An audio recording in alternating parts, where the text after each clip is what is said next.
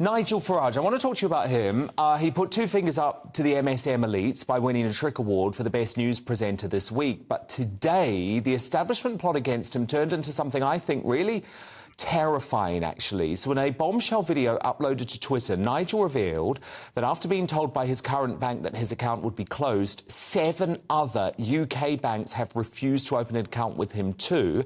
And after much consultation with his lawyers, he says that the only explanation for this is political persecution. So here's Nigel describing the ordeal.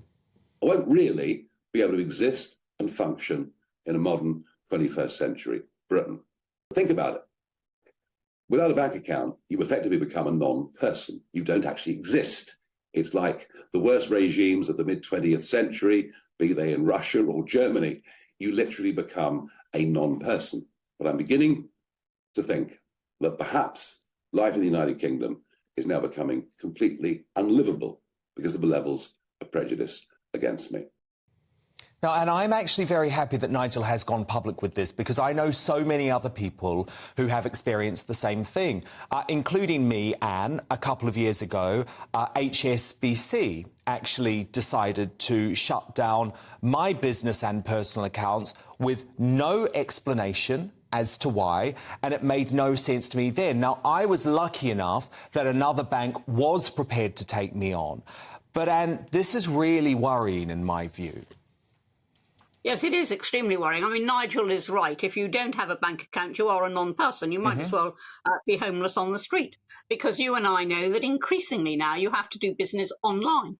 And to be online, you either have to present a card or you have to do a backs transfer from a bank account. And you can't do either of those two things unless you actually do have a bank account. That is the first thing. So it's something that should be used extremely sparingly.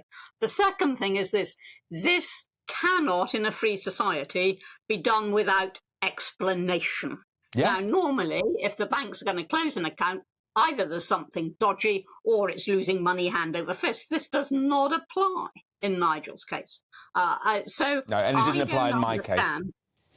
I don't understand their grounds, and I think now the law should specify that banks have to give a reason, and a reason that can be contestable if they are closing accounts. I mean, it is outrageous that they can just do it. Now, admittedly, according to Nigel, they gave him a couple of months' notice, but what use is that? Because if no other bank would take him in the meantime, what on earth use is that notice? Now, if he has money, that's his money that he's entitled to, and he's entitled to withdraw it, and he's entitled to use it.